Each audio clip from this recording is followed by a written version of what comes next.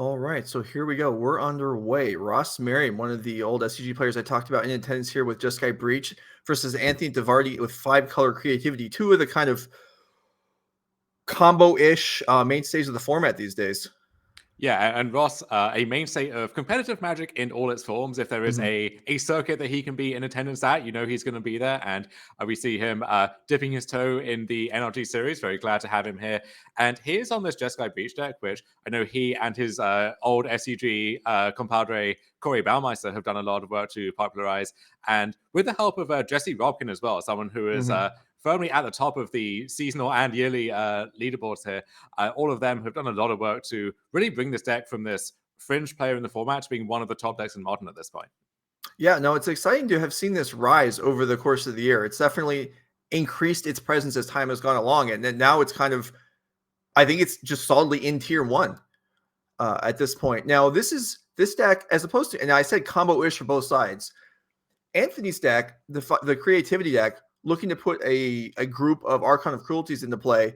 This is more of a combo deck. Ross Merriam's deck, kind of less of a combo deck, but still it's possible. He can actually win through regular damage. Yeah, this Breach deck, the go-to joke is that every form of hate is good against it in some way because it has some creatures, we've got some graveyard stuff going on, relies on artifacts, enchantments in some way.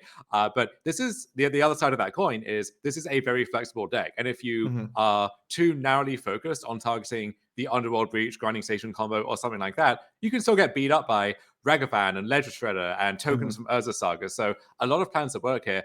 This creativity deck, like you said, much more focused on its namesake card, but still a lot of other stuff going on there as well. And this is very much a 5-color creativity deck. Sometimes we see that 5th color is just for that 5th land type on Leyline Binding or something. Looking at Anthony DeVarti's list, we have all the colors of the rainbow going on.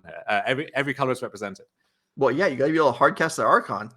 You sure have, yeah. Can't leave that. All right, so as we're developing here in the early game, Ross with Springleaf Drum into Emery, so getting things rolling. Emery survives. That's always a good sign. And then iteration here. So stacking up card advantage early here for Ross Merriam. Yeah, and this creativity deck, you have your lightning bolts here and there and other removal like Fire Ice, Prismatic Command. There aren't that many ways of just dealing with a turn 1, turn 2 Emery. And so if that Emery survives, that's going to create this cascading advantage turn after turn here. So we saw a Mishra's Bauble mill over, and this is kind of the main Emery usage outside of the combo turns here is just recurring Bauble every turn, which is just a free card every single turn. And that obviously adds up over time. And one really nice aspect of this Breach deck is so many of your cards are so cheap, you can take all of these game actions and cast several spells, even in these early turns. And so often you'll see the Breach deck do 4 or 5 different things, and that will be like turn 2 of the game. And, the creativity deck has a lot of virtues, but it is a little clunkier. You're trying to cast one expensive spell, your namesake card is a little more expensive. So that is one advantage Ross will be looking to exploit here. Right. So we talked about Ross with card advantage every turn from Emery. Anthony also, well, I spoke to slowly there as Ren 6 was his form of every turn card advantage, and that bites the dust here. So Ross with a heavy board here versus Anthony needing to do some work to catch up. Yeah, and we see Ross already has 6 permanents to play, a pretty stocked graveyard with Delirium already on turn 3, really kind of using every part of the Buffalo here. And Anthony will be firing back with another copy of Renin 6, maybe looking to snipe down this Ragavan. Yeah, sounds good to me. Yeah, you don't want to let that thing get just churning away, building up treasures, because this Breach deck, I mean, it's pretty efficient. It does take some amount of combo, some mana to get the combo going, as you have to resolve Breach and the grinding station, and so the treasures are nice for that. So Anthony shuts that down, but this Emery lives, and that's got to be. I mean, if you're playing Jeskai Breach, if you're signing an agreement beforehand and the deal includes Emery surviving, you're probably signing up for it. Yeah, you're certainly happy with that. And both of these decks, because they have this combo finish at the top end, you can have these smaller fights early on in the game, and then one player just does their thing. Anthony can put at least one Archon into play, or Ross can go off with Underworld Breach, and that can kind of erase all of the progress that the other player has made to that point. So yeah, Ross certainly off to a good start, but doesn't have that much left in reserve at this point, and we'll see if Anthony can follow up with a creativity or with something else there.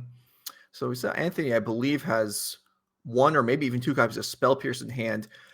And he is going to recognize, I mean, any player at this point in Modern, if you're paying at all attention to the format, you're going to realize what you're up against at this point, probably on both sides, and what you're facing here. Now, Anthony, what defenses is he going to be facing out of Ross's deck at this point?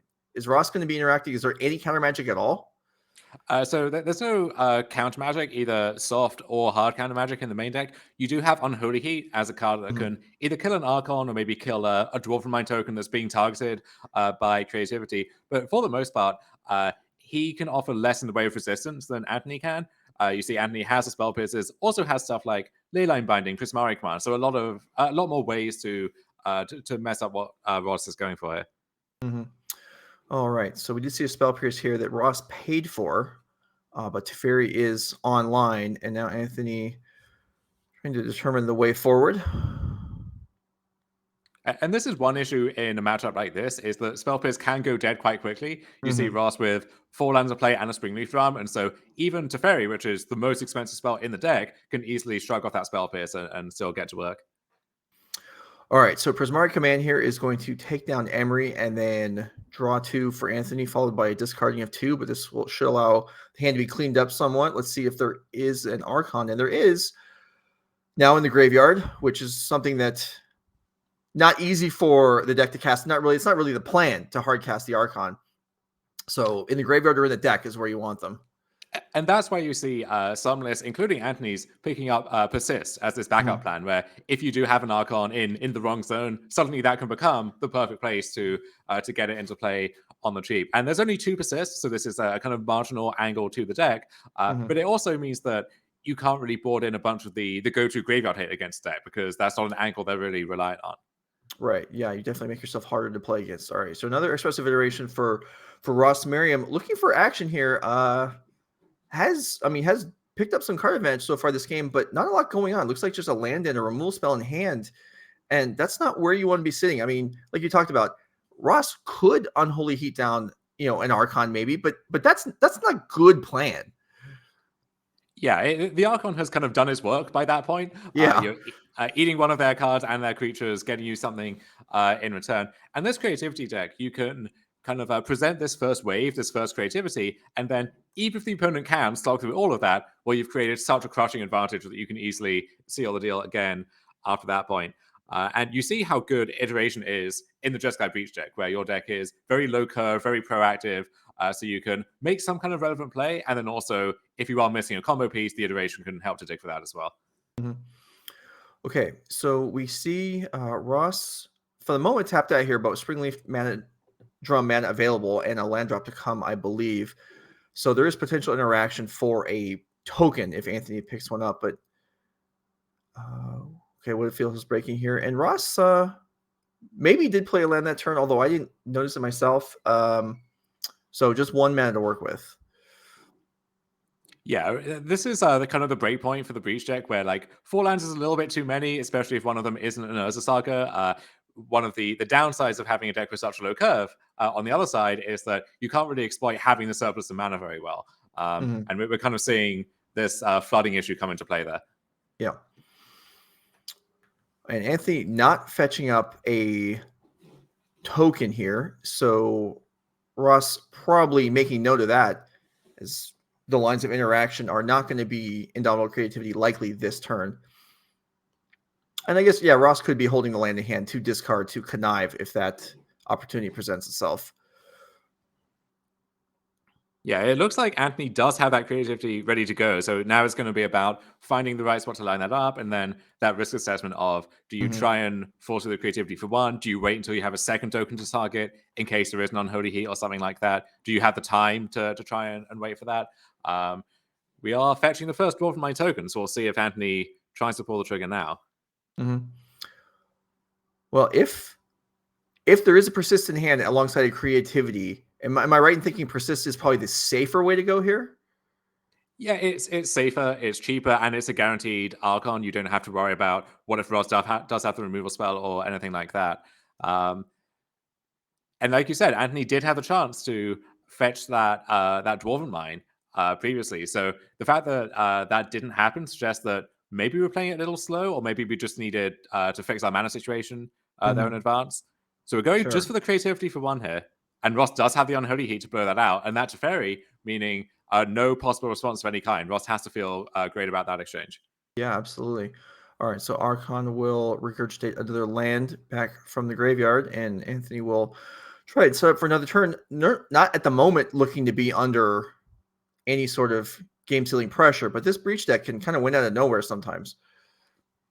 Yeah, you see how much good work that Renner 6 has done this game. Picking off the Ragavan eons ago, it feels like at this point. And since then, it's just been this steady stream of additional cards, allowing Anthony to fix his mana every turn and then start creating these Roll Mind tokens off fetch lands. And you see why Renner 6 was this integral part of the format, held up as one of the best cards. And even Summoners of Breach now are Team of Breach instead of Jeskai for Renner 6 and a few other green cards. Yes, indeed. There are certainly options to go a lot of ways. Mana is so simple these days in these more higher powered formats that you can realistically add colors to decks if you feel like it's worthy. And then in this case, become kind of the mainstream. Jeskai Breach is kind of the accepted version, as Ross will connive away an unneeded Mox there. And then the 2-color Breach deck is kind of the outlier. Yeah, I know, like many of us, you've been playing a lot of Pioneer recently with the attention on that for the regional championships and so on. And when building mana bases in that format, you almost have to stop and check yourself, like, oh, my mana isn't free here. I don't have fetch lands paired with my shock lands and triumphs. Like, I do actually have to work for it if I want that third mana. Yeah, coming to play tap lands. I mean, that seems like something from 20 years ago, but now we're doing it again. All right, Dash Ragavan combines with Ledger Shredder to take down Ren in 6.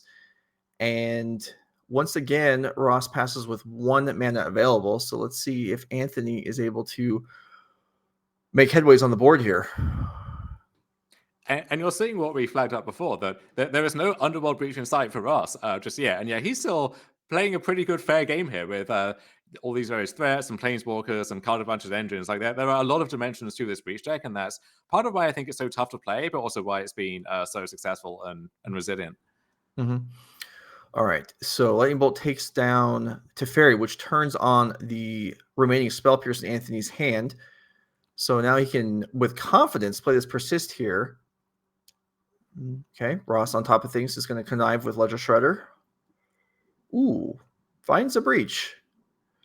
Okay, and in the face of that on-board Aether Spellbomb, this Archon is not long for this world getting bounced back to your hand, but I think Anthony will, again, take what he can get from that exchange and then try and set up for the next fight. But that next fight might be right now, because with Ross picking up that Breach, he is off to the races.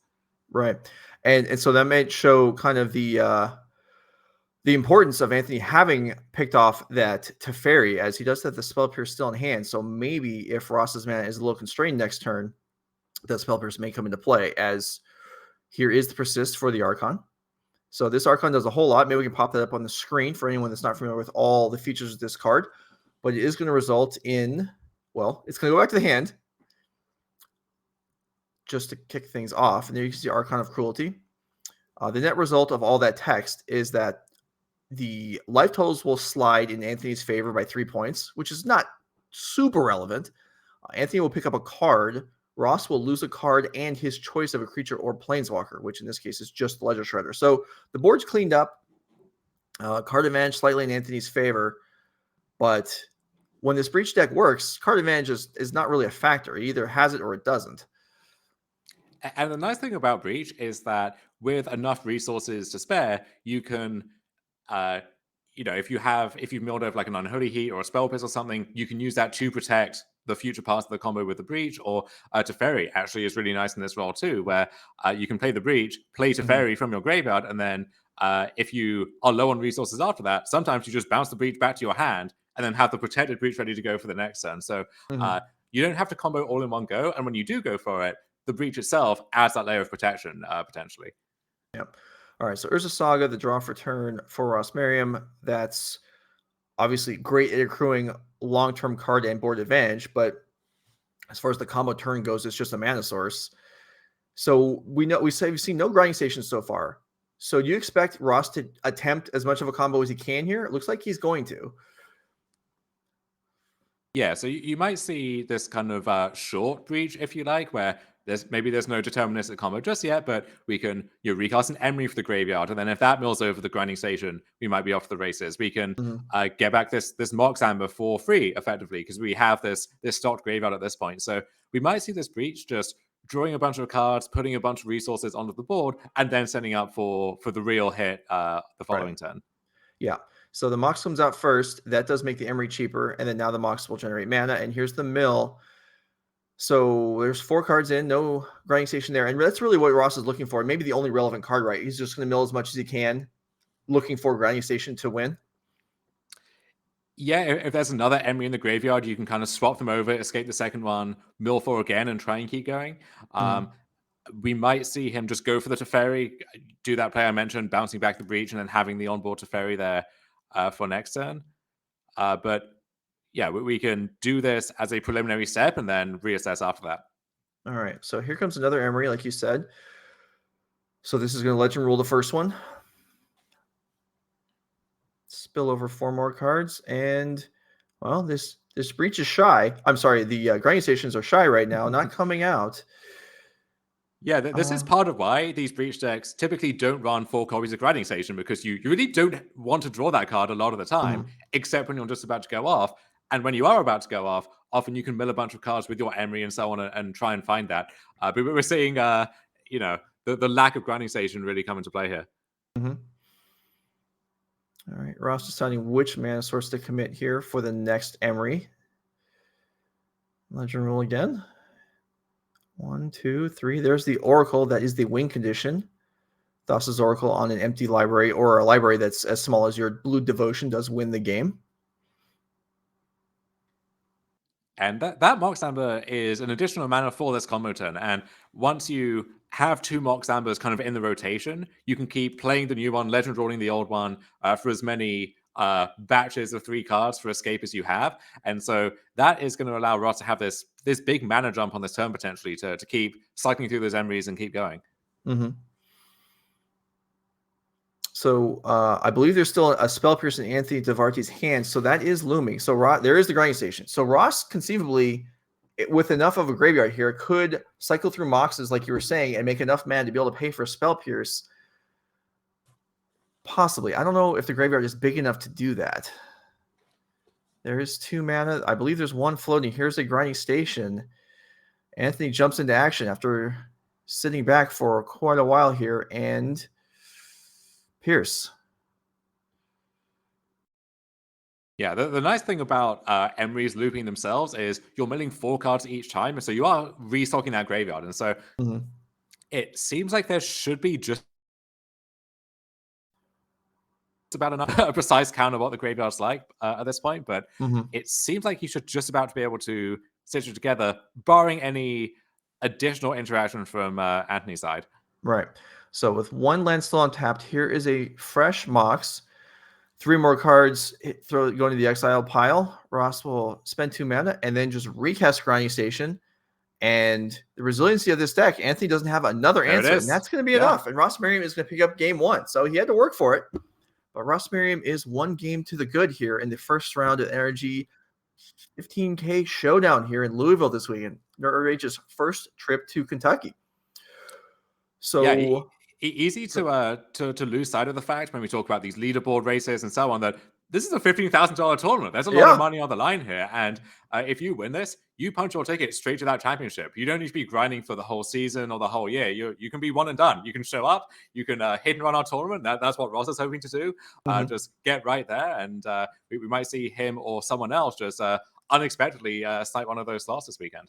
Yeah, I'm sure that's a prize that a lot of players have their eye on. All right, let's go ahead and look at the deck lists here. See what the players are fully working with. Anthony DeVarti's 5-color creativity deck. You can see the entire rainbow represented here. Some of these cards we didn't actually see this game, but there are, even though it was a fairly in-depth game, but you can see the interaction he has available there. We did see Spell Pierce, 3 Spell Pierce. It feels like a fair amount main deck, as well as for interaction for the creatures. We have Lightning Bolts, we have Fire Ice, we have Leyline Binding.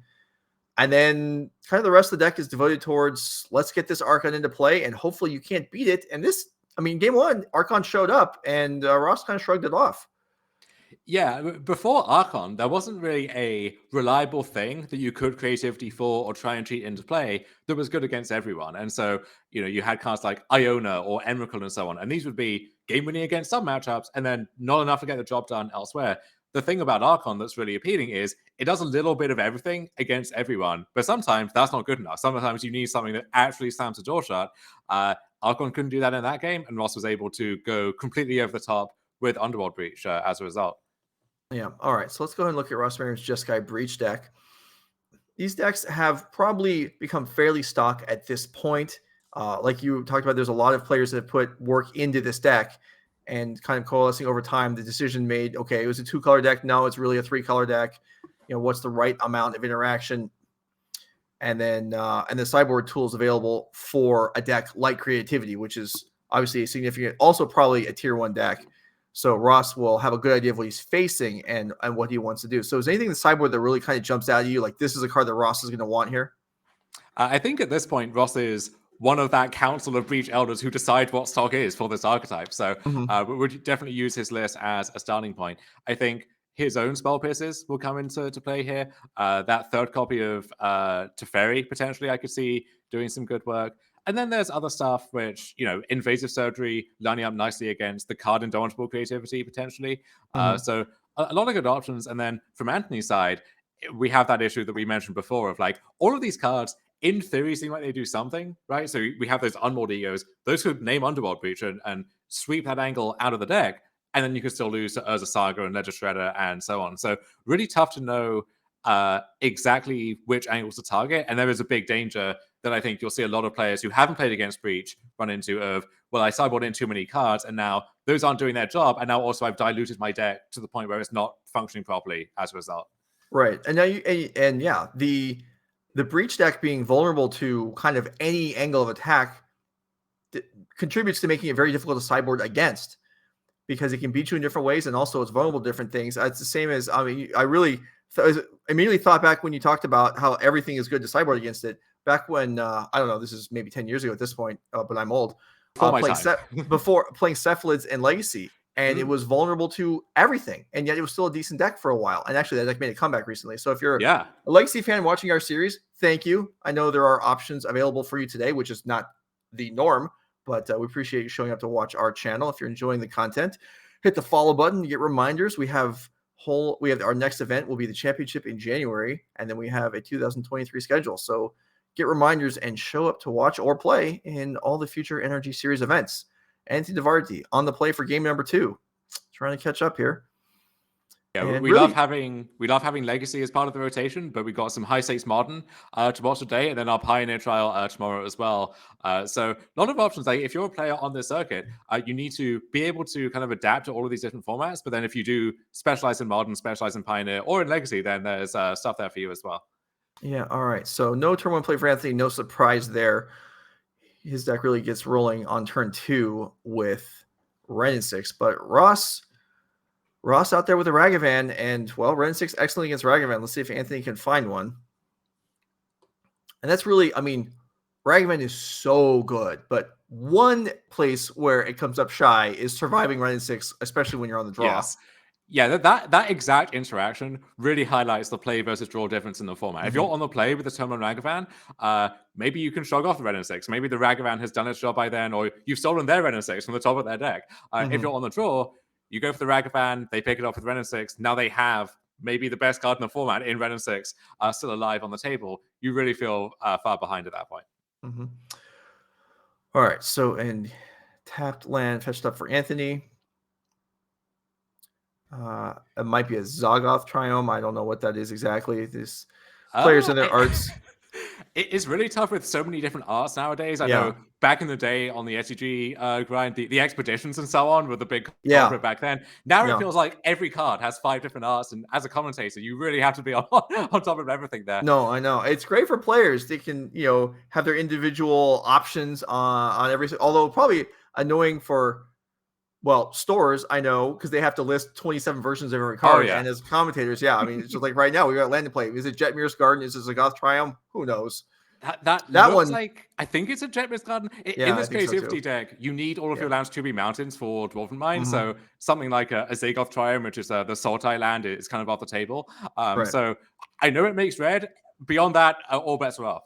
Yeah. All right. Well, there's Ren 6 off of Blood Crypt and the unknown land that makes 3 mana that may or may not be Jetmir's Garden. And Ragavan is out of here.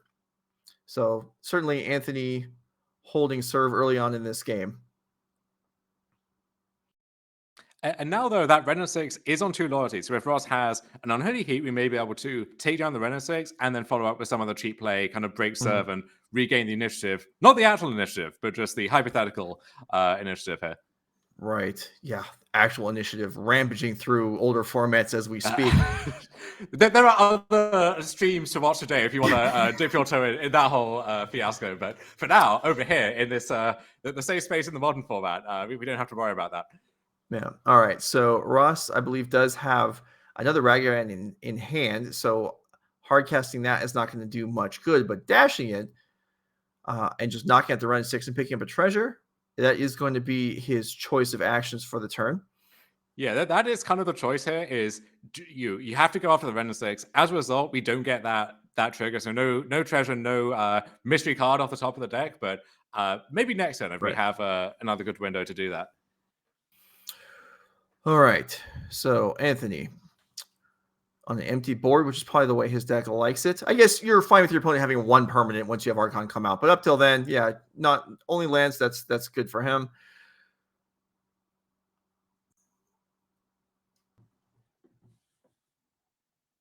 All right, finds a Steam Vents here. So yeah, so assuming that was in fact Jetmir's Garden, then we do have all of our ducks in a row. We've got our mana lined up. So Leyline Binding will just cost 1 at this point. We can cast a Teferi. We can cast basically anything that takes our fancy at this point. All right, it's going to be Fable the Mirror Breaker. A card that is fairly new and yet has found its way into basically every format. Yeah, I think maybe the breakout card of the entire year, honestly, and one which I know during preview season, a lot of people just didn't really look twice at, and then you fast forward a month, it is everywhere in every format, and we're all wondering, like, what did we miss? How did we not see this at the time? And yeah, we even see lists of the Breach deck. We have a Corey Baumeister in the chat here, actually, who pioneered putting Fable just in Breach. No real combo interaction to speak of, nothing really great to copy with the backside or anything. Just a good card, just a good magic card we're going to put in our deck. Yeah, you're going to ban Faithless Looting. It's okay. We'll attack a couple extra mana on and 5 extra abilities, and yeah, okay, still good enough. All right, so Ross trying to think about how to proceed here as Fable does put a token on the board as well as get some rummaging going, and then it has the reflection token a couple turns from now, which can actually have some matchups where the reflection, I feel like, isn't that relevant. Here, potentially giving haste to an Archon can actually matter. Yeah, this deck is one that really does leverage every part of Fable properly. So you have the token being made by a non-creature source, so that gives you something you can creativity into your Archon. And then once you transform into Reflection, well, yeah, why not? If Archon is good, getting another hasty Archon is lights out. So yeah, this deck really uses every part of Fable properly. Needless to say, if that actually is happening, then something has gone very wrong for Russ Merriam. But you never know. Okay, so we see here Unholy picks off the token. Ragavan dashes in again, this time connecting with Anthony. And Anthony actually, life total isn't all that high. So there are times when this Breach deck can just recur a series of lightning bolts, no grinding station required to finish off a game. Yeah, that's why you see that 1 copy of Lightning Bolt in a lot of Breach lists, where this gives you this extra angle where maybe you don't have the deterministic combo with Grinding Station and Thassa's Oracle, but what you do have is just this Lightning Bolt, and wait, they're on 9, and I have a bunch of mana left over, and you just you light them up out of nowhere. And I don't think we're quite in range of that yet, but never say never. We can't ignore that. Right. Okay. So Anthony does his rummaging with Fable, and then we're looking with Persist here on an Archon. Does Ross have a counter? He has the Invasive Surgery, and this is, well, Less of a beating than if it hit creativity, but still, this hurts. And yeah, Ross is really going to be hoping there's no spell pierce to help fight over that, but instead, that resolves. We get to extract all copies of Persist from the deck. Only one additional one to speak of, so again, that's not really a main angle that we're trying to fight over here. But we counter that big play, and we see that Anthony really doesn't have much left over in reserve here. Right, no, certainly not. And Ross will be happy to see that, as well as getting to take a look at Anthony's deck. In case Ross does drop this game, he will now get a preview of what he's up against and how Anthony sideboarded for the future games. But stopping this Persist is a good way towards ensuring his position in this game is rock solid. Because, yeah, Archon's being in play, with or without active reflection, it's kind of a beating. Yeah, worth noting that this is not an open decklist tournament, so the players don't know exactly what they're up against. So Ross taking this chance to see just what off-the-wall card choices might be in Anthony's deck, and then also see how he's bobbing and weaving and sideboarding there as well. Mm-hmm. Yeah. So Ross now aware Anthony's hand consists of Sacred Foundry, Leyline Binding, and I believe an Archon. Yes. Which, so it's not much. I mean, if Ross isn't doing much in the next few turns, the Archon isn't that far away, all things considered, right? Like if you have a Ren 6, finding more lands, like we can see how that Archon could really become relevant here. It could happen. So Ross sitting up here, there's Urza Stock in hand, and he now knows that there may actually be time for that to get to work. Comes into play here. A lot of options, actually. We know there's Ragavan in hand. Here is Teferi. Ross not interested in bouncing that Fable the Mirror Breaker, understandably. Yeah, Teferi lines up interestingly against Leyline Binding, where the opponent has to use the binding in response if they want to do it in that turn cycle. But then if they do, the Teferi can just bounce it to immediately unlock whatever was removed by it. So a lot of the time, especially if it's something like a Fable, or if down the line, if it's something with a enters the battlefield effect or something like that, that lineup can really be flipped around on you. If you bounce the binding, you unlock your thing again and really put them behind. Here, though, this draw from my token is actually surprisingly annoying, where it threatens to either try block the Ragavan or attack and take down the Teferi. So no, it's actually doing a ton here, way above its probably expected value, of which is being foddered for creativity. And Anthony will set up here. So we know that the hand didn't consist of much. Let's see, what is the draw? What do we got going on here? It's going to be an attack on Teferi. And this is part of what allows this creativity deck to play a decent fair game going long. Is past a certain point, every fair land, and you have double-digit number of those in your deck, translates into just this instant speed 1/1. And those really add up if you're doing that 2 or 3 times in a row. Which seems ridiculous. If you go back at any point in Magic's history, you're like, oh yeah, this deck's plan B is to spew out random 1/1s, but it can only do it a few times, and it takes a life every single time. That doesn't sound that impressive, but it comes up that works pretty well. I think it's something you actually see in these older formats, like Legacy, even, right, where you have these really powerful threats and these powerful interactive cards. Those all kind of trade off, but then when the dust settles, just this one tiny thing left over actually becomes surprisingly relevant. Right. All right, I believe Soul Guide Lantern the draw for Ross. Effectively just a cantrip now, as the Persist threat is gone. Is there another use for Anthony's graveyard besides the Persist? I guess Ren 6 kind of. Oh, sure. Yeah. The Soul Guide Lantern is not great at containing that because it's kind of this one-shot effect, but the nice thing about Lantern is it has that buyout clause, right? You can always just cite it to draw a card. So if it's not doing anything, cash it in. If it is doing something, you might blunt this entire angle of the deck by itself. All right, another Saga for Ross. And okay, here's a Bauble. And now Construct is able to be made. Reflection is now active, but with nothing currently to copy. Yeah, Reflection by itself, not too impressive here. And Ross kind of took the risk on that iteration, looking for that additional land drop, found it, and it was maybe the best land drop he could ask for here in another Urza Saga. So over the course of the next few turns, that's going to generate this game-winning attack force potentially by itself here.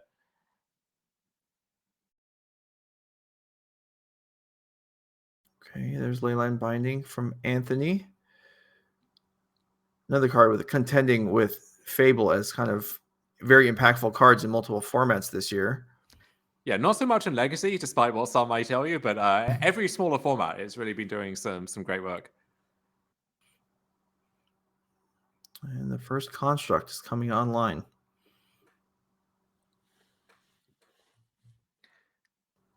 Yeah, first of many, I think. Ross has quite a nice production line set up for himself here. I think this is also part of why you want your curve to be solo as the Breach deck, is that Urza Saga kind of takes out one of those land slots. It's also a colorless land, so you can't use it for these demanding color requirements. And also, a lot of your mana is just going to be spoken for activating Urza Saga to make a construct, and you want these cheap spells that you can use at the same time as you're doing that. Okay, so Chapter 3 coming in Urza Saga. Ross is off the turn with Springleaf Drum, which is one of the cards potentially that he might have been interested in tutoring out. So that is now in hand. In fact, alongside the Soul Guide Lantern. So some restrictions on what's available here. Yeah, it can help to make that construct and all future ones even bigger. So if Ross just goes, Springleaf Drum, Ragavan, use the drum and the Ragavan to play Soul Guide Lantern, well, now that construct is, what, a 4/4 already, and there's more to come, even after that. Ross may have other ideas here. We'll see. Yeah, some uncertainty on how to proceed, but it looks like it's going to be a construct. Yep. Okay, so construct number 2.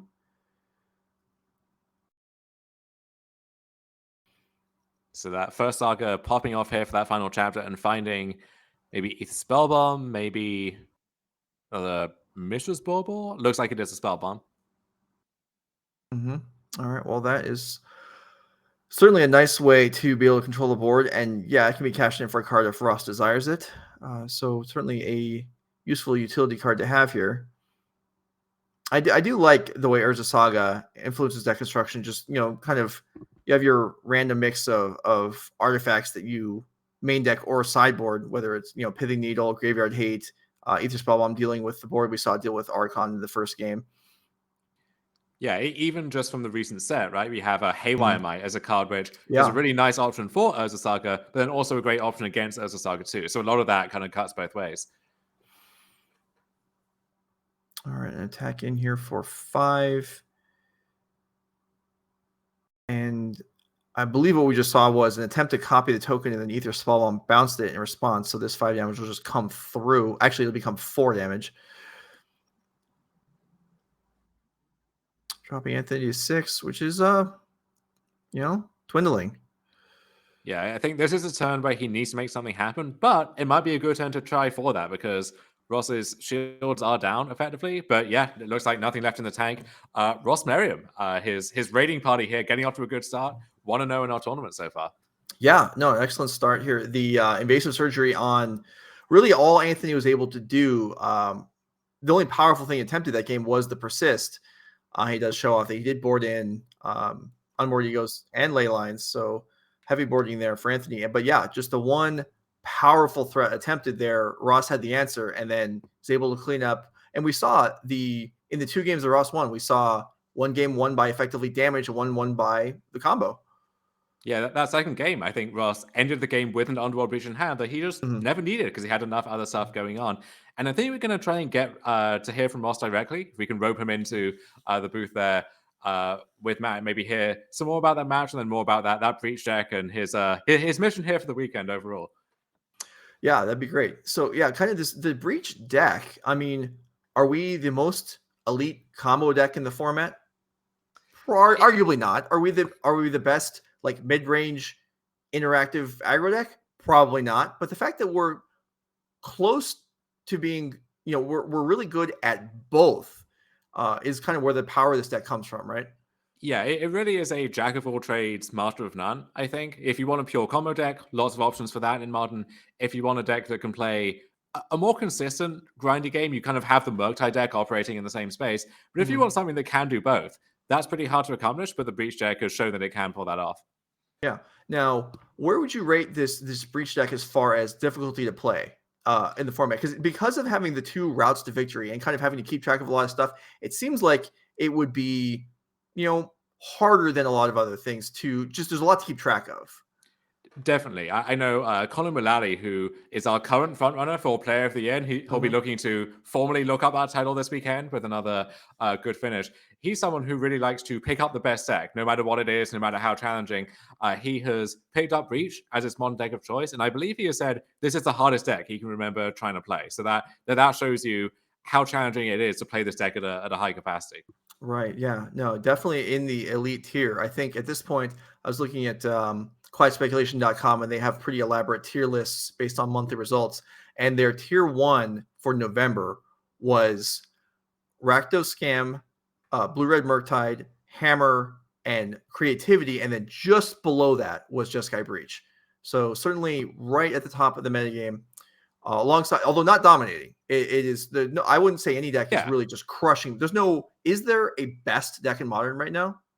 If there is, it's kind of hard to identify what that is. Maybe it is a scam deck, depending on who you ask. Murktide still putting up great results. Right, Creativity. Yeah. A lot of people, especially in this room, if you ask them, would say the Breach deck. I think on this circuit, this is where that deck has really flourished and taken shape in the hands of Jesse Robkin and others. And Ross hoping to really cement that even further here. Yeah, all right. So Ross is right. Let's go ahead and bring him in. Ross Merriam, good morning. Good morning. How are y'all doing? We're doing all right. So we're talking about the top tier of the Modern format right now, and Jeskai Breach's place in it. Is this the best deck in the format? Yeah, I've been telling people for 3 months, and they just, I feel like they just refuse to believe me. So I recruited a bunch of other people that also kept winning with the deck, and it feels like at that point, it should be pretty clear. But I guess we just have to keep teaching people a lesson until they learn.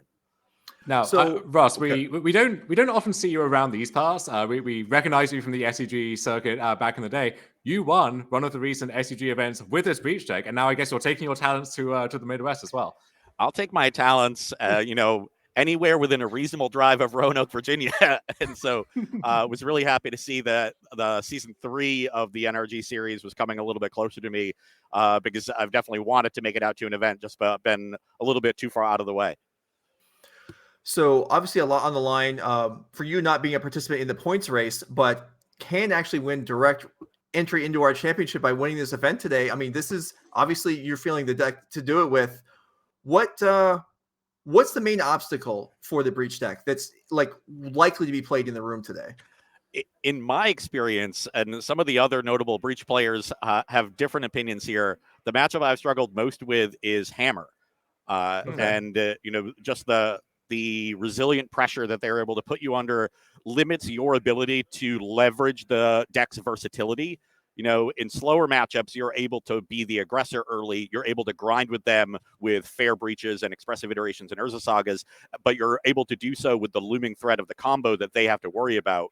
Instead, the dynamic is flipped in the Hammer matchup where they're the deck applying pressure to you, forcing you to be reactive, taking away a lot of the proactive fairness or fair games that you can play.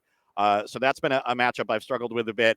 And, if you look at my sideboard, I've made some changes this week with a couple copies of Fury, in addition to the typical engineered explosives and wear tears. And that's in large part to help that matchup along with Rakdos Scam, because I thought those two decks and Murktide would be sort of the 3 most popular in the room. Yeah, Hammer's a deck which you can bet on being one of the most popular decks in basically any modern tournament. And on this circuit, we have some notable Hammer mains. Will Kruger, we have Harrison Funk trying to claim one of those leaderboard spots. Are you scared of them, Ross, or are you happy to take them on with this new sideboarding plan? Dude, at my age, I'm not scared of anybody. I've been there. I've seen it. I just let's play some cards. All right. So one more question about the deck. Now, as it slowly rises in popularity, I mean, you probably think it should be more popular than it is, but you're gonna play more Merriam matches now than you would have back in the spring. Has that changed the deck construction at all, or do you just kind of do you take the mirror into account nowadays? Oh, definitely. And this is the first weekend where I've played a copy of Drannith Magistrate in my sideboard, and the mirror is the main reason for that. Prevents casting cards with Underworld Breach, of course, but also the exiled card off of Expressive Iteration, cards in your graveyard that you target with Emery. So there's a lot of ways that card can help in the mirror, and then it happens to help out in some other matchups, notably all the Cascade decks. So it's fortunately not just a one-trick pony. and that's why it gets the nod over other possible options. So not a ton to change there, because you don't want to over sideboard in the mirror. It's mostly about, being ahead on the battlefield with the creatures, so that you're the one who is who is able to stay back and hold up interaction for the combo. So you still need to keep in a lot of your threats and your removal, and then of course all your combo pieces. So you can't make a ton of changes in the mirror, but a haymaker like Drannith Magistrate is definitely a good option to have when you're expecting a higher density of that deck. More broadly, I think one of the running jokes about the Breach deck is every sideboard card is good or good against it in some capacity. A lot of those maybe less so in practice. If people actually want to beat you, Ross, and your cabal of Breach grinders, what should they be doing? Like, what should the approach actually be, do you think? Well, I think the main approach is to try to be aggressive, be proactive, and put the Breach player on the back foot. And if you can't do that, it really almost doesn't matter how much hate you have. Like, if you bring in and draw a bunch of hate for the combo, I just play towards my fair game. If you beat the fair game, I play the combo game, and that's why it's so tough. So, you've got to kind of draw all the right pieces in the right proportions based on my draw, and I'm able to do things like loot away cards I think are going to be dead from Ledger Shredder, or choose the right card off of Expressive Iteration to kind of tailor my draw based on the texture of the game. So really being proactive is important, because that way you can cut out certain elements of my game, implicitly, and then focus on the ones that you haven't cut out. But as far as, individual cards that I think are a little bit more effective, Dress Down is a really good one, again, because it's multifaceted. It's a card that can stop Thassa's Oracle, and most builds are still using Thoracle over Grape Shot as a win condition, but it also helps, mop up a bunch of construct tokens, and sometimes even just stopping the mill on Emery and reducing that card's effectiveness so they can't dig for baubles can also be relevant, and it comes at a very low cost because it cantrips, so you're not really spending a full card no matter what effect you're getting out of it. So Dress Down has definitely been the big one, but really it's just about being proactive. Wow. Okay, Ross, Merriam, one match to the good. Good luck today. Maybe we'll see you again later this afternoon. I'm counting on it. All right. Thanks for talking with us. Thanks for having me. And for those of you watching at home, that's what it sounds like when someone really understands their deck. There's understanding your deck, and then there's articulating that thought process and conveying it to other people. And Ross is one of the best minds in Magic at doing both halves of that. And there is a lot to understand about this deck, and it is clear that Ross knows it inside and out. Yeah, absolutely. If you're a competitive player, but you're not at the top, and you're wondering what the difference is, I mean, can you talk about your deck in detail? Can you answer questions about your deck like that? That is rarefied air, and it's something that's takes a lot of work and a lot of experience to achieve. Ross Merriam clearly knows what's going on. Okay, well, we are reaching the end of round one. Thanks for being with us. We're going to step away, and we're back with round two in a few minutes. This is the NRG series. Thanks for being here. We'll be right back.